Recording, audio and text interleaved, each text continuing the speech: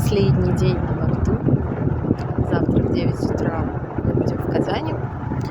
Я схожу и отправляюсь в Москву. Домой. Вот. Ну, в общем-то, было интересно.